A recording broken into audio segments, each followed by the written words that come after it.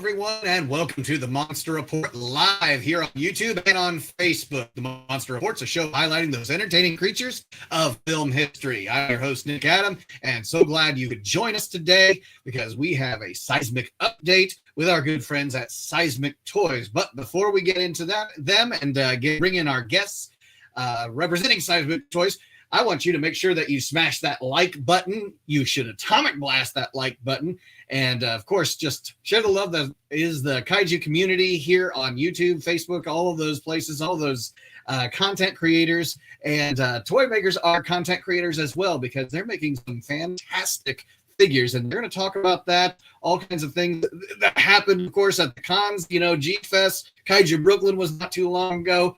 And so, of course, we're just clamoring to hear from them. So without anything further, let's bring in our guests. First, we have Chris Oglio. Good to see you. Hey, Nick. How are you? Excellent. And we've got Alex Rushdy. Good to see you, too. Good to see you, man. How you been? Oh, been great. Been great. And I know you guys have all kinds of cool updates for us. And before we get into the kind of updates of things, where have you guys been lately as far as like cons? I think there was some sort of con in Chicago recently that might have happened, and anything else that you guys have made appearances at. News to me if there's a con in Chicago. Never heard of it. Never heard of Chicago? Yeah, no, we were at G-Fest a few weeks ago. It was a great show, very successful, and it was exciting to see a lot of our friends and a lot of other great toy makers and vendors that are there present, and a big Ultraman presence this year at G-Fest, which is very exciting. Yeah, definitely want to get into some of that and hear about that. Alex, you made it to G-Fest this year, right? Yeah, absolutely. Awesome. Okay. And I know, Chris, you were at Kaiju Brooklyn not too long ago. Was there great. any others? Yeah, I was going to say, what have I missed any that you've had the chance to attend? Just this weekend, we were at the Mahoning Drive-In annual Godzilla Palooza, so that was a lot of fun as well. Yeah. Okay. And, a couple weeks ago, we were also at ToyCon Toronto, which was a first ever designer toy show in Toronto, up here in Canada. Oh, excellent. Okay. Was there a good turnout for that? For the first ever? There was. It was great. A lot of cool toy makers. It was a 2-day show. First ever. It was run by the company Mind's Eye, who does a lot of blind box stuff up here. It was a lot of fun. Excellent. Okay. I'm glad to hear about that. And is there anything upcoming as far as the shows where maybe people can see you? Or is it it's kind of getting to the dry time because after certain ones it's like all at once and then kind of like dry for a while. Is there ones coming up that you want to shout out? Yeah, no, we're sort of starting to book our fall show. We're going to be at the Philadelphia Designer Toy Art Festival. That's going to be at about 2 weeks in Philadelphia, so that's going to be exciting. It's a first time show, but it's a lot of designer toys, Sofubi, probably a lot of kaiju. So it's exciting to see new shows like that pop up. And then in the fall, we have the Merchantville show, and we'll be at Designer Con in November in Vegas. Oh, excellent. So, all right, some cool shows coming up. So make sure that you guys follow Seismic Toys. I know you are on X, Instagram, and on Facebook. Is there any other outlets that I missed? Blue Sky, we have that now as well. On Blue Sky as well. Blue Sky, okay. And obviously Seismic Toys, and you have your newsletter. You can bring us in there too. So obviously, nice. Yeah. So you've got the newsletter, right? Just easy button right there. Enter your email address. Enter your email address, and if you need to refer back to the site, let me know for any kind of announcements or any kind of updates that you'd like to talk about here. But just keep that handy in our back pocket. Obviously, seismictoys.com. So tell me kind of what's been going on, what's been new, and is there anything to look forward to from you guys? I know we've had kind of a bumpy go with toys lately. I mean, with tariffs and China and just supply chains kind of things, all kinds of just weirdness going on in the world. But there always is weirdness. But now it sounds like you guys have, kind of got some updates and some announcements and some new figures to talk about, and maybe give us a kind of a timeline and what to look forward to. Sure. Well, so this, I think last time we were talking, we were just saying what's kind of coming out, but I will show you our first. We're very excited to have Gigantron finally here on pre-order, which you can see. This is another wonderful sculpt by Dopo. It's based on Ultraman Rising and the creature that was seen in the film.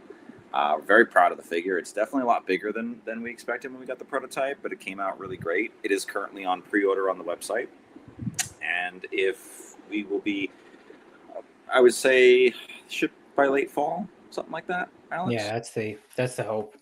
Mm-hmm. And you can get it on a few different sites right now, like Big Bad Toy Store and Toy Art Gallery. But if you order directly from us at Seismic, you get an exclusive Gigantron trading card. So it's a little bonus if you buy it from us. Oh, nice. Do you happen to have a trading card artwork there? No big deal if you don't. I know it's last second here. It is on the site. Okay. So yeah. Let me see if I can't find it there on the site, and I'll bring it up here. And in addition to like the Seismic trading card, we've also got some promo trading cards from the Ultraman card game that you'll get as well. So you'll actually get multiple trading cards. Yeah, there you go. There's the Seismic card. Yeah. Okay, cool. So it's definitely well worth it to go to Seismic Toys. But yeah, if you already got yourself an account set up at Big Bad Toy Store or whatever. But this is well worth it for something exclusive. Who's that? Is that artwork by anyone we know? That's official stuff from the movie from Netflix and Subaraya. So a little screenshot from the movie and then official art from the film itself. Wonderful. Yeah. And, so much cool stuff from Ultraman, between the Ultraman Rising and everything at G-Fest. And I definitely want to hear a little about that. But while we're still on the site, is there anything else you'd like me to reference before we get into some of the Ultraman announcements and things that are happening there? Sure. We also, in addition, we recently started working with Tezuka Productions on a really exciting Astro Boy line, which is kind of a fun line box set that we'll be having come out as well for the fall. So there's several ones to choose from. We've got the Astro Boy's Dracula. Oh, awesome. Yeah, these will be blind box figures, so they will be sort of at random, but that's part of the fun of blind boxes. And there's a chance to get some of the chase figures as well. We've got him and his creature from the Black Lagoon, which is very cool if you're a creature fan. Well, as a swamp monster guy, right? Exactly. Creature from some lagoon, not the Black Lagoon. Right. But may or may not be inspired by, and of course the Frankenstein monster. Which you can't have Frankenstein without for us it's the sister of Frankenstein. We have Huron as well. Yeah. Oh, nice. On a little pumpkin. Yeah. And Mummy Dearest. And last but not least, gotta have a werewolf. Oh, nice. Very cool. So yeah, these are available to pre-order now. On the website, you can pick them up, either individuals or you can get a whole set, which would come with one of each figure. And they will be shipping hopefully pretty soon, actually, because obviously it's something that you got to have on hand in time for Halloween, and there's only 95 days until Halloween, so sure that you get them before that. And Alex, while I've got you, not to put you on the spot, but this is Astro Boy is an IP I am not as familiar with. Can you kind of bring me up to speed on the IP there and kind of the background? I mean, I've seen a lot of artwork, like, online, but as far as the actual media, where it's from and its background, I am unfamiliar. Yeah, so I mean, I think a lot of people have probably seen Astro Boy. They've seen images or toys of him. He's pretty ubiquitous, and in terms of the actual origin of the character, it comes from this guy by the name of Osamu Tezuka, and he is considered the almost like the Disney of Japan. He's the godfather of manga and anime. So he created Astro Boy back in 1952, so even before Godzilla, and it became such a hit that he ended up establishing an animation studio, and they made animated Astro Boy cartoons and movies, toys, everything, right? So the story behind Astro Boy is that there's a scientist named Dr. Tenma, and one day his son Tobio dies in a car accident, and Dr. Tenma decides to build a robot in his son's likeness, but he ends up, the robot can't fill the hole in his heart that his son did, so he ends up kind of rejecting him, and Astro Boy ends up kind of it's almost like a Pinocchio type of situation where he ends up in a circus and he goes all these different places, and eventually he finds a new family in Dr. O'Shea or Dr. Elephant, depending on which version you're watching. And he's a super powered robot that I would say that he sort of fights crime, but he's more about creating friends and helping people than he is about combat. But he is quite strong. I think he's 2 million horsepower robot or something like that. It's a great show. You can check it out on Tubi, and there was actually a Netflix series that came out a few years ago called Pluto, and it is kind of a modern, edgy retelling of Astro Boy, and it's fantastic. It's really, really good. So yeah, there's lots of Astro Boy out there. I think he's the most iconic anime character in Japan, or at least was definitely the oldest.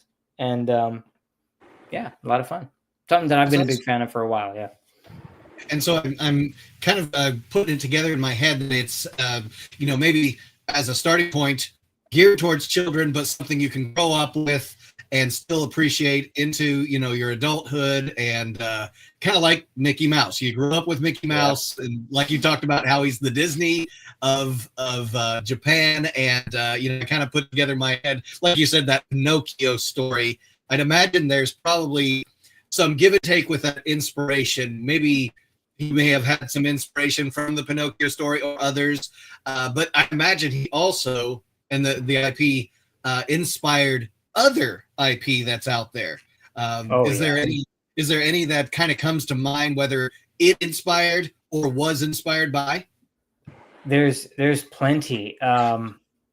It's so foundational to Japanese anime. I mean, even like you look at Astro Boy and the characters in Astro Boy, and they've all got big eyes, and like all of anime, is kind of well known for having big eyes, and that's just that again, that's Tezuka drawing from Western stuff like Disney, and then putting his twist on it, and then that just becoming part of the vernacular. But I think one of the most famous, I guess, I wouldn't say imitators, but things that was inspired by Astro Boy would be Mega Man. Mega Man is just Astro Boy in video game form, and it's quite fun to see. I was about to say something similar to that. I'm a huge Mega Man fan. Of course, I know him, as his name Rockman, in Japan. So always been a huge fan of anything Nintendo. I was kind of wondering about that kind of idea. Is the other, the bad guys, the baddies or villains, other robots like himself, or is it super villain humans, or there's robots like, I mean, everything down to the fact that like Dr. Light and Dr. Wily are very much inspired by Dr. Ochanomizu and Dr. Tenma. And there's all sorts of robots that he fights. There's even like Atlas is kind of the, I guess he'd be like the in Mega Man, that would be Proto Man. So there's Proto Man in Mega Man, and then there's Atlas in Astro Boy. Yeah, there's a lot. And in fact, there's an Astro Boy video game on the Game Boy Advance that's really, really good. And it's different than Mega Man, but it's also kind of similar to Mega Man. Like, it's a platformer. Yeah, definitely. If you're a fan of Mega Man, you'll probably get a real kick out of Astro Boy. Yeah, I was going to bring up this page to make sure everyone gets the chance to check it out, because this is where you definitely want to go for the Seismic Originals. So yeah, hit up the shop and hit up that Seismic Originals and Exclusives. There's your Astro Boy Trick or Treat complete set. And I was going to say all the other great ones. You got the pre-order for Gigantron, but you can go ahead and order Astro Boy and his friends right now in the blind box, right? Mm-hmm. Yep, you can do them as individuals, or you can get the whole set. Yeah. And with the set, I guess it's just a question for me. Is it with that set? It's a completed one, so six characters, and you're guaranteed to get all 6 with that pre-order there, or that complete set order. Yeah, you're guaranteed to get them all. And there are some rare chase variants. There are a couple of glow-in-the-dark variants that are, I think, a 1 in 72 chance of getting. But even if you were to get one of those chase variants, it would still be a complete set. So maybe if you get a glowy Wolfman, you're not going to get 2 Wolfmen. You'd get every character, and then your Wolfman would be glowy. So you're always guaranteed to get a full set. All right, excellent. And you get them all shipped right in that kind of box collector set sort of deal there. Yeah, it can fold out and you can display them and all that good stuff. Awesome. Yeah, these blind box deals are kind of becoming a thing that I love to see in stores. I still like to go to brick and mortar stores, but if we see you guys at cons, of course you probably have these products, but then of course we can go onto Seismic Toys. So there we go. We have that. Or you can roll the dice and get one individually for, let's see. Yeah, so the whole set, $119.99 and $19.99 for a individual one. But you're not guaranteed. It's going to be roll the dice, right? Yeah, it's roll the dice. And each figure is about 5 inches tall. It's bigger than your usual blind box figure, but we saw these sculpt. These are all designed and sculpted by Mike Lambert, who also did Argyros and Megadon. And we could have gone smaller, but seeing them in this bigger size was really nice. Cool. But they're also very lightweight because they're all soft vinyl. Yeah.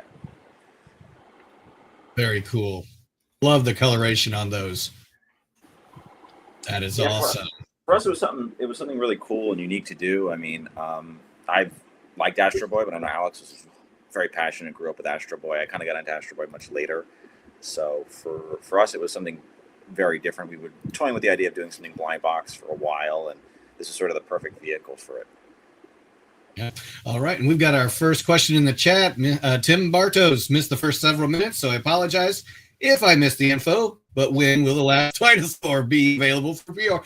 Tim, you haven't missed anything. We haven't gotten into that part of the discussion yet, so I'll let these guys take it from there.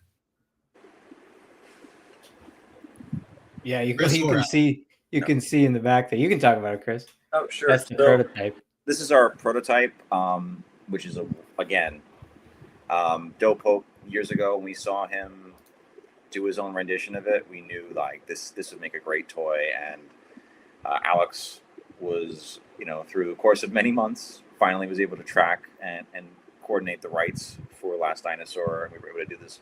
But what you're seeing here is the sort of the first sculpt. The sculpt has been a little bit retooled. Doe Pope has changed it a bit, and it is actually much smaller here than what you're going to get when Last Dinosaur comes out. It will be a true 30 centimeter, 12-inch X Plus style figure. So for those that love collecting X Plus and those lines and those bigger figures, this will be much larger, and it will be a different sculpt. This is just the A prototype. But as you can see, the detail and I mean, Doe Pope, he killed it. It looks like it walked right off the screen. And here you can kind of see I've got here. Get in there. Oh yeah. That's the actual toy. This is the actual figure. Yep. So this is the first production sample that we've gotten, and it's big, you know, like it's it's bigger than my head. So that's So you're seeing it here first for the first time, actually. Yeah. Oh, it's so cool. So like, you know, Gomez is a pretty big figure, but you can kind of see this is a different scale compared to Gomez, which is like a more of a 25 centimeter scale. So yeah, it's coming. I know people have been asking us about it. And we've got big plans for the announcement and the launch, and you know, we want to do a lot of cool and fun stuff with it. So you know, I want to give people reasons to share it with friends and you know, get more than just a toy out of it, if that makes sense. Because we're big fans of The Last Dinosaur, and we really want to celebrate that movie. Mm-hmm. Yeah, it's such a unique film, and yeah, the obscure ones are always the ones I always kind of like to go after. I like Varan, you know, I like to go after the ones that don't get a lot of, you know, publicity. There's plenty of Godzillas, plenty of the other, you know, kind of figures that are out there, the mainstream, I guess you could call them, kaiju figures. But yeah, that is one that, you know, just is so beautiful. So yeah, we've already got compliments on it. Look good with all the X Plus figs. That's in the same scale. Who will do the box art? Working on that, so more on that later. It's still in development. Yeah, things did get delayed because of the whole tariff situation, but we're hoping to get everything buttoned up shortly. You know. Oh yeah, that would be so good if you can get that going. But obviously, you know, there's one or two ways you can do it. I mean, you can charge extra, but at the same time, it's like the tariffs at that time I know was quite extraordinary, and so I would say sometimes it's just patience pays off, and you know, getting to this point where you can start working with overseas companies and getting to that point where you can make the figure affordable and mass produce them in such a way. And I was going to ask about the color. You know, obviously I saw the prototype, and then the one, Alex, you had, which was going to be the real one. It kind of had that grayish green look to it, you know, based on what I was seeing there. Yeah, it's a little bluish gray, I would say.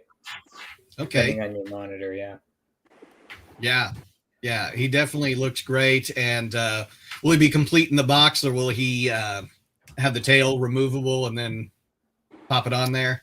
Looks like it's probably complete. He might just become complete in the box. I got to check with the factory what's best shipping wise, because you want to make sure we can make the box as compact as possible. But because of the way his tail is, it's not too big of a problem to just have it attached. So we'll see on that one what makes most sense. As far as I was going to say, the film The Last Dinosaur, was there a recent re-release of it on Blu-ray 4K? There was, but only in Germany. Okay, really? Only in Germany. Yeah, it got a DVD release here back in like 2012 or something, and then there's been nothing since. I don't know why, but yeah, it's been MIA in North America for a while. Yeah, I'm just waiting to see if someone like, you know, the Vinegar Syndrome or whoever, you know, could pick up something like that. Yeah, Tim's asking about the difficulty in getting the license for that without giving us too much information. Was it a challenge? Yes, it took all in 8 months to track down a license for Last Dinosaur. It's definitely the most work I've ever had to put in to get a license for anything. So I don't know. Hopefully a bunch of people pre-order it, and it makes me think it was worth it. But yeah, it was tricky because so many companies were involved in the production of that film that it was hard to figure out. Okay, well, who actually owns it, and not just, you know, there are times where a company might own the film, like for example, Universal owns the rights to King Kong versus Godzilla, right? But Universal doesn't own the rights to those characters or the story. They can't make Godzilla toys or T-shirts. Universal can't do that. So, it's okay, who owns the movie, but also like who owns the actual intellectual property? What a mess it was to untangle, but we got it done. And I was going to say, was the film it was a Rankin Bass film, right? Yeah, Rankin Bass co-production with Tsuburaya Productions, distributed in Japan by Toho and distributed in North America by Warner. And I was going to say, as far as is this the first of its kind for a toy, or has there been other companies who've done Last Dinosaur toys? There are a few. They're not very easy to find, but there are a few toys in Japan only. There was a M1 figure, and there were some little dioramas by a company called Cast, but that was pretty much it. There has never been anything here in North America, so it's a first in this entire region, and probably to that scale too. Oh yeah, there's been nothing this big for sure, or That's this awesome. Detailed or realistic or anything like that. Yeah, well, and thanks Dope Pope for the great work you always do. Always nails it. Yeah, available on DVD in the US, and it's probably on some bootlegs that are out there. I think I have the US copy somewhere here too. Kaiju Battle, is it coming with the ship? If we get enough orders, yes. That's the plan, is that it will, if we get enough orders, then we'll include the polar borer in each order. Fantastic. So best thing to do is to stay tuned. I think it's patience will pay off. And of course, promoting it the way you guys are doing, and everyone who's listening should definitely, promote Seismic Toys and make sure everyone knows. Was there prototypes that you had at some of the cons to check out? Yes, we have a few more. This is probably the most prototypes we ever unveiled this year in a single setting. So it was pretty exciting to get to work with so many artists and friends of ours. This one obviously is one that we teased way back, and we are finally now going to be, after Last Dinosaur, we're going to be moving forward with Bemulard, which was sculpted by our great friends at Last Bastion Studios, and it was designed by John Bellotti Jr. So this is something that we're very excited to kind of get back on again. I mean, we announced it like a year and a half, 2 years ago, and then now once Last Dinosaur goes through, this will be the next figure in line. So it's just a really great redesign. I mean, I just love the face that they did for him, and the proportions. It's going to be obviously similar to the scale on most of our other figures that you see above us, so it'll be that same size. But we're really excited to be working with obviously John. I know for many years, and Kaiju Brooklyn. It's he's been a great friend. He's an amazing artist, and Last Bastion were just awesome to work with. They were just really, really great. So we're excited to get this figure back and into production. And then, wait, there's more. We also have a new license. We have been working with Full Moon, and through the amazing talents of Creature Preacher, we have 2 sculpts coming soon. These are also deep cuts for kaiju films, but we have Kra and we have Zarkor. So these are just tremendously detailed. Creature Preacher just did just an outstanding job as always, and we're excited to kind of again go into those more obscure characters that haven't really had any figures. They were in one movie, but we all remember watching these films as kids, and now we can kind of put them on collector shelves.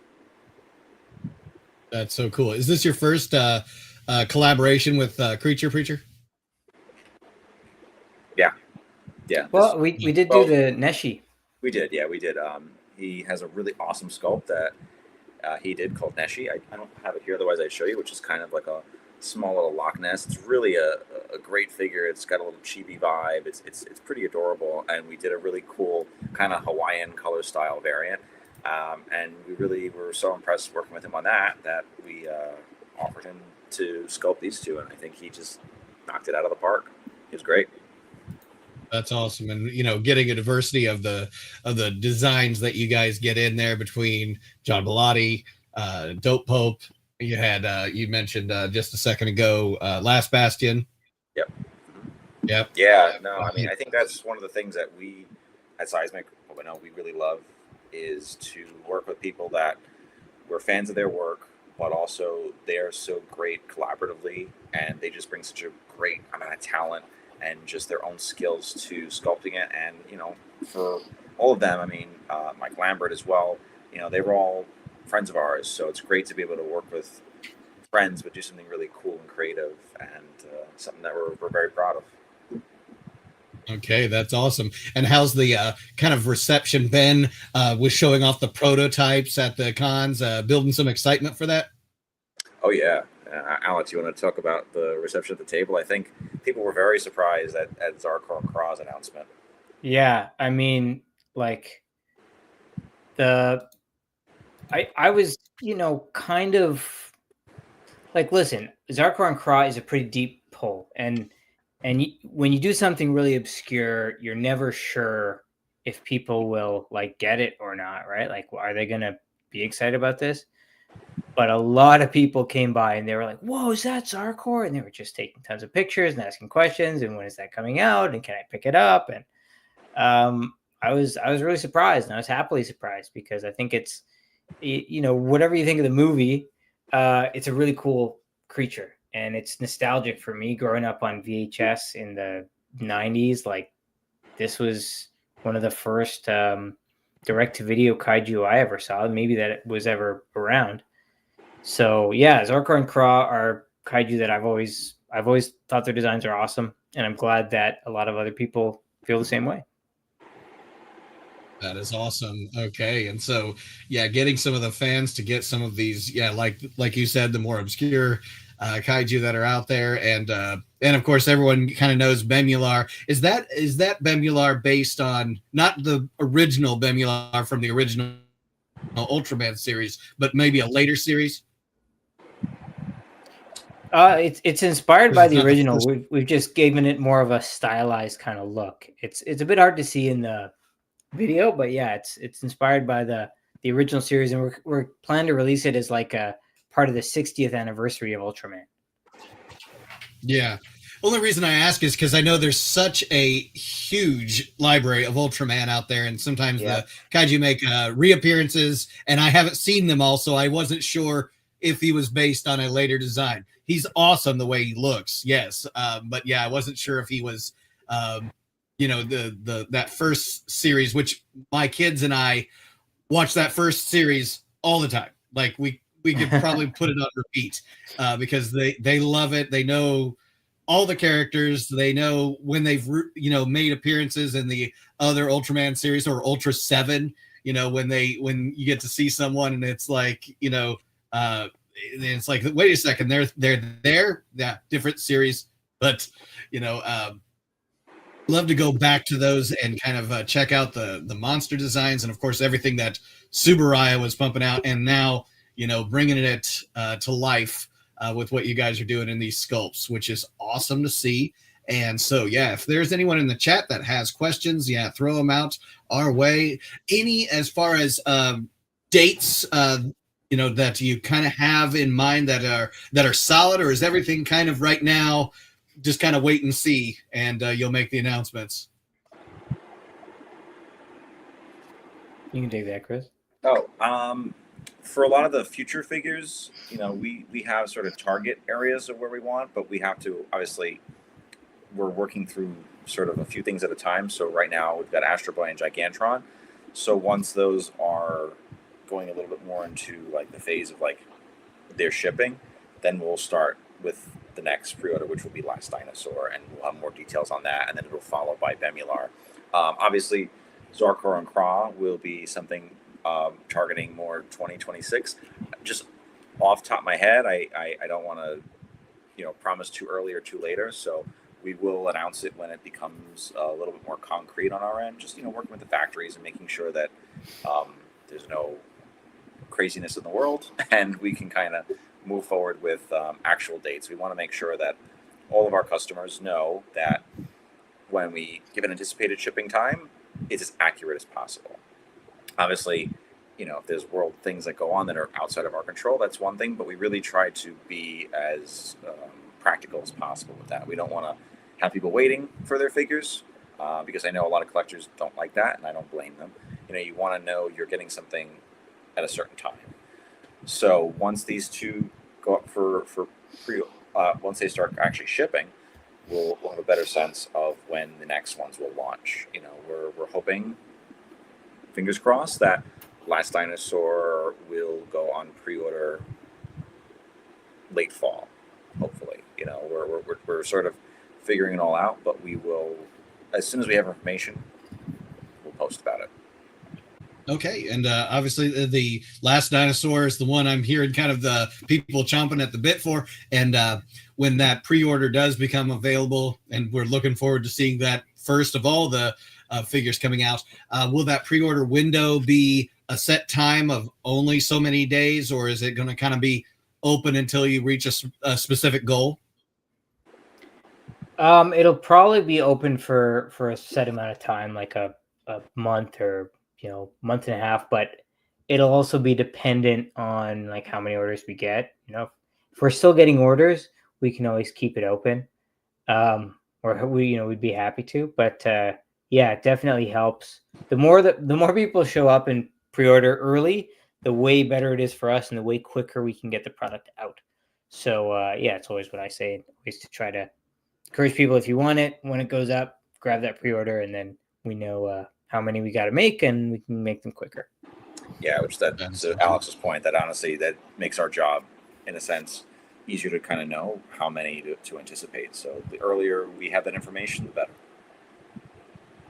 Yep, awesome. And I was going to ask, is there any of the variants that you have of figures you've already released, and with new variants? I happened to see that Shin Gomez glowed in the dark. Was that something that was still available? I think it was low stock, right? It is actually. Yeah, it's still on. It is. It's a great figure. I mean, one of the things we're really proud of is I'm a big glow in the dark figure fan, so it's very potent. It's very powerful. If you charge this figure up in the sun, the UV light, overhead light, it will light up for hours. It's really, really powerful. This is a very small run compared to the original Gomez that you see behind me, the classic, which was limited to only 150. Also, again, another fantastic sculpt by Dopo. This one sold out pretty quickly, and the glow in the dark was limited to 50, so it's a much shorter run. And I will say it has been popular as of late, and it's been moving a lot. So if you are interested in it, don't delay, because for us, once it's done, we don't plan on making more in the same variant, basically. That's right. Yeah, and I know I called him Shin Gomez. I know he's not that, but I'll take the blame for calling him that. But just Gomez from Shin Ultraman. But yes. With that in mind, is there any other variants that are out there that either we can look forward to, or you've got now available? Yeah, so we have obviously on the website our Arctic Megadon, which is almost sold out. So we're down to just about single digits on this guy. So that's something to consider. Equally as popular is our classic Megadon, which has got his more video game accurate colors. And we also have Savanger, which definitely one of my favorite characters, and he's still on site. You can still pre-order him. Mine was signed by Taguchi back 2 years ago at G-Fest, so that was a fun experience getting to meet him. And last but not least, our Gyros, which is almost sold out. It is also another figure that we have that is getting down to about the single digits. So this one is almost sold out as well. It was what variant is? I was going to ask what variant is that. So this Gyros is the second version. Our original version which was more on the bluer side. That sold out a while ago. This came out during 2021. Yeah, that's the one I got. This one. Yeah, this one is getting real low in stock. Oh yeah. And yeah, I want to go. Oh, go ahead. No, so we also have up top, we have a kind of a clear yellow Megadon. So this one also very small run, only 25. It is also almost sold out. So all of these figures that I brought down, they're all available on the website to order. And they're in stock and they ship next day.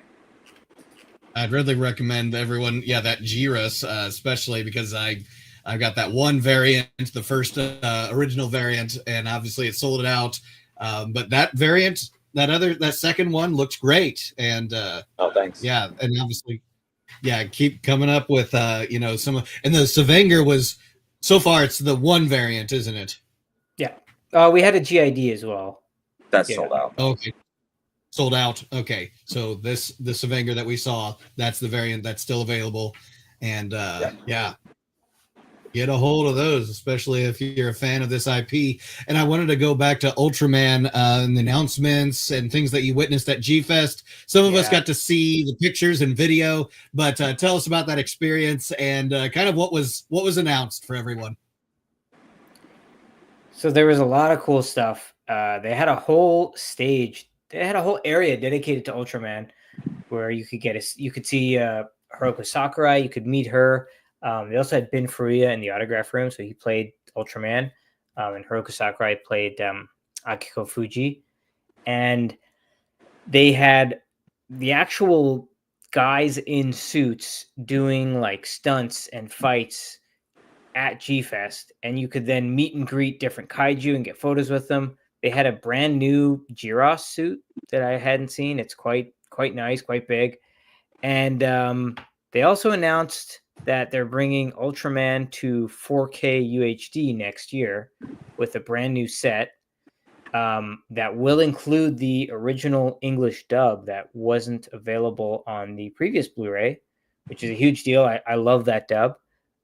Funnily enough, it was produced like here in Toronto, which is a little fun piece of trivia. Mill Creek. That's from Mill Creek. Yeah. So it'll be available, I think, sometime next year, probably Ultraman Day. So the full 4K set, the whole 4K remaster, and the English dub. And then they also announced Ultraman Towards the Future and Ultraman: The Ultimate Hero. The Australian and American shows are getting released on Blu-ray. I think they said sometime next year. So that's a huge deal. I love those shows, especially Ultraman Towards the Future. That's a great Nick, show. You're a big fan of that too, Nick. You've always been a fan of Towards the Future. Oh yeah. And the fact that we didn't get much for official releases. There's a lot of bootlegs. There's a lot of people sharing files online, but to see the official release and to see what kind of transfer they're able to do with that, especially since, as I understand it, that show was largely shot or at least converted to video for special effects. Maybe it was shot on film, but as far as visual effects at that time, conversion to video at a lower resolution than we're kind of used to today. So unbelievable. Is that also, are they all being released under a different company, or will it be Mill Creek? It's all Mill Creek. Yeah. It's all part of Mill Creek's the new stuff. Big Ultraman deal. Yep. All the new stuff will be Ultra 7 on 4K? I believe they announced that as well, actually. Let me check. I believe so too, yeah. They didn't announce Ultra Q 4K. I'm hoping they do that next, because that would look beautiful in 4K. I do love Ultra Q. Yeah, it's one of my favorites. Yeah. Ultra 7 also got a 4K announcement. So, and in fact, they're doing Ultraman 4K, Ultra 7 4K, and they're doing a thing called Ultraman 4K Discovery, which is kind of like a short series that's about people watching and learning from Ultraman. I mean, I haven't seen it myself yet, but it's also coming out. But there's going to be a lot of great Ultraman stuff coming out this year and next to celebrate the 60th anniversary of the franchise. And you mentioned the dubs, especially in that first Ultraman series that was left out of the Blu-ray Mill Creek. But I don't know if Ultra Q originally had a dub at all. I know that I've got it on subtitled, but was there a dub, an English dub for that ever made? There was an English dub, but as far as we can tell, I don't believe the dub was actually aired. Every episode was dubbed into English by here in Toronto. I think it was Deluxe or Technicolor or whatever, and it never aired on television, but you could find some of those dubbed episodes online, and it's actually a very well done dub. So I really hope, and I'll do everything I can to pester them to include it. If they do an Ultra Q 4K, I really hope that they locate all the materials for that dub, because I know for Ultraman, part of the reason they didn't include the dub on the Blu-rays was because they didn't have the complete material. So there were a couple of sets, the Birth of Ultraman set and the Rise of Ultraman set, I think it was called, or Trials of Ultraman set. Those were two sets that came out for Ultraman Day, and they had, I think, about like 9 episodes each of the original series with the English dub. And it was because they didn't have all the materials, but the quality of the dub on those sets is like the best quality available. Because years ago when BCI did the DVD set, the source for the dubs were just off-air recordings from fans, and it was missing parts, and it was really low quality. So the stuff that they've got now is just like top-notch quality, super crisp, sounds better than it ever has. And that's what I was going to ask is, for the source material that they had missing, they'll probably do what they did like on that VCI, which is go into the Japanese subtitled for those portions, unless they were I think I don't think they'll need to. As I understand it, they were able to get it all, fix it all, complete, do it complete. Yeah. Wow, that's incredible. Because I mean, they could do something interesting with AI, but I hope they would not. I hope that they would look for original source material instead of making something something that might or might not match the original voices that were in the dub. But that's that'll be unique to see and interesting to see if they can complete all of that. I mean, I love watching them in subtitled as well, but when I watch it with my kids and they love Ultraman, they appreciate watching it in the dubs and getting the expressions, the comedic cues that were just so perfect, especially in that first series. But that's exciting to see. And in that video of the fight you were talking about on the stage between Ultraman and Jiris, recreating that original fight between Ultraman and Jiris, who we all know as the Godzilla suit with a frill. Yeah. That had to be something that got the crowd really excited. Great. It was a lot of fun to get to see that. And I think it was a really wonderful addition to bring it to G-Fest. Anytime you can get a chance to see one of these stage shows, highly recommend it. They are just a blast.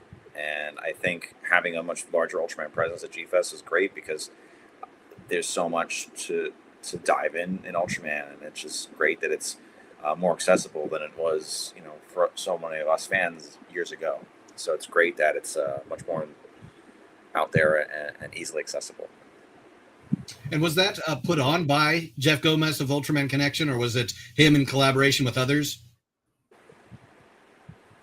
Everything was put together by Tsuburaya Productions. Kind of, I guess, like Jeff was there and he helped coordinate a lot of it. But it was actually from like Tsuburaya Japan that kind of decided, hey, we want to be at G-Fest and do all this stuff. It's something that they had been planning for a while, but due to COVID and stuff, it got delayed and couldn't happen. So glad it finally came together.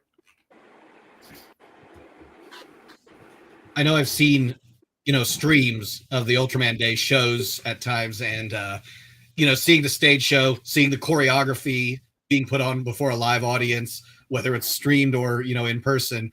But, I know how we Americans can get, especially, we North Americans can get when we have a show like that, and how excited we can get and how vocal I'd imagine that audience got when they got to see, this come to life before their eyes. It was cool. And I mean, I have to quote our friend Kevin Derendorf, who said, it was something else to see a big crowd of people at G-Fest cheering for Ultraman as he fought Gyros. Yeah. Because, I assumed someone would come in and be like, no, I want Gyros to win. Like, no, everyone was cheering for Ultraman.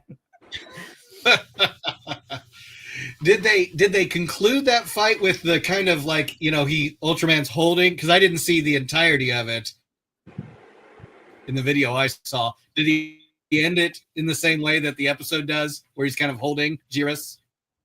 Sort of. There's definitely that element of like taking off the frill, and that does happen in the fight on stage. That was fun to see a nod to the episode like that. Way. And I apologize if my internet access is joggy right now. This happened Saturday. Storms keep coming in and hitting us in Indiana. And my internet's country internet. So it's a little flaky. If I'm not coming through, just let me know.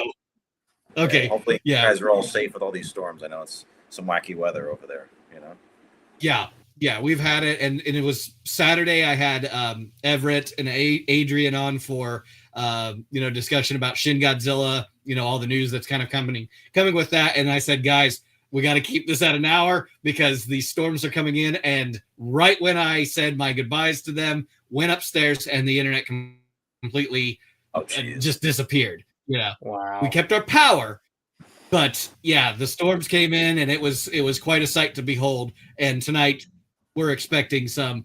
I think I'm hearing some thunder even in the background. So, but it's the season. It's kind of I'm getting kind of happening here and there. But we're safe. We're all right. Yeah. And okay. I actually just got my tickets for. Go ahead. I was gonna say I just got my tickets for the Shin Godzilla 4K screening myself. I don't know if you guys got yours yet, but I can't wait to see that. I love seeing that movie in the theater. I need to. Yeah, I gotta get mine too. I need to. I'm looking forward to seeing that, because that's gonna be awesome. And I am curious if they're gonna do now that we have the dub, if they're gonna do that, or they're gonna keep it the way we saw it originally in subtitled. I'm not sure as well. I only saw what appeared to be subtitled, but who knows? Maybe closer to they'll announce something. And hopefully the screening. And both of you gents. Go ahead. Now, saying hopefully it'll springboard maybe a home video release of a 4K Shin Godzilla, which. I want a 4K disc for sure. Yeah, definitely. And I know both of you gents were in Japan when it had its premiere before it came overseas here to the States and Canada, North America, and that was really cool that you guys got the chance. That's been 9 years now, right? And I had you on the show talking about that. Yeah, I remember that spoiler-free version, and that built some excitement. Yeah, it was a fun experience doing that. It was definitely a bucket list thing to see a new Godzilla film in Japan on opening day, and it was a great experience. Yeah, and I mean, I remember there was so much excitement about 2014, and I like the MonsterVerse and stuff, but it was also, I feel like there was something monumental in there being a new Japanese Godzilla movie after, what was it, 12 years? Yep. To finally get a new one, it was like, or what a relief! Like, no. But and then of course the funny story of that whole event. I know for me and Alex, we the only tickets I think we were able to get were front row IMAX. So it was like this the whole time. It was pretty. You were in the movie at that point. Yeah. Experiencing it, as big as it can get, but with the epic scale. Yep. All right. Before I completely lose out my my county internet access, one day I just need to get Starlink. But you know what? Storms could knock that thing out too. So I don't know. Right. Even if I got that. But yeah, let's make sure you get out the last shout outs and the last last word on whatever you would like to make sure that people do as far as supporting Seismic and getting excited for some of your new releases coming out. So I'll give you the floor. Yeah, I mean, right now, any of the figures that are in stock are available right now, and obviously Gigantron and Astro Boys are pre-orders right now. Definitely, if you are interested, don't delay. Get a pre-order in, and we will have some shipping updates on both of those figures relatively soon, and as well, Last Dinosaur and Vemular, Zarkor, and Craw. Those will all follow suit. So we're excited. We've got a lot of that planned, and there's other things too, but more on that in a much later date. All right. Yep. Any other shout outs, anything that you'd like to announce there, Alex, and before we close out, or where they can follow you? Yeah, I mean, at Seismic Toys on Twitter or X. I still am not used to saying it that way. Blue Sky, Instagram. Instagram is always a really good place because I think it's probably where we update the most often. And of course, on our website, the newsletter is always great. We do usually, it's our newsletter subscribers that get the first dibs on any pre-orders or special discounts, things like that. So it's definitely worth being a subscriber. And we don't send out too many emails because that really annoys me. So we only send out emails if it's worth it. So yeah, Exactly. Don't worry about that. We don't like spamming people. I get it. Yeah, keep it to the point. And yeah, not every day, new email, but when the important announcements are coming out, you'll be the first to hear about it if you sign up for the newsletter. So I encourage everyone to check out Seismic Toys and get there as soon as you can, especially Tim Bartos. Thanks, guys, for all your continued hard work bringing these wonderful toys to all of us. Hats off to you for all the great work, and Appreciate it. And especially being an independent, toy producer as you are. You're not, the companies that, have a huge staff and, these designers everywhere. You're truly putting your livelihoods into it. You have your jobs outside of what you do with Seismic, and this is definitely a labor of love for you guys. And we just all appreciate that because, what you're bringing to us, going into areas that we may not see some of these figures. I think that's definitely something to support as Kaiju fans, and to get the word out there to people, sharing your posts that you have on the social medias, and obviously jumping into the newsletter, and just sharing the love of what you guys have produced. I just appreciate it so much, and I want you guys to keep up the good work. Thanks. Thank you. We appreciate that.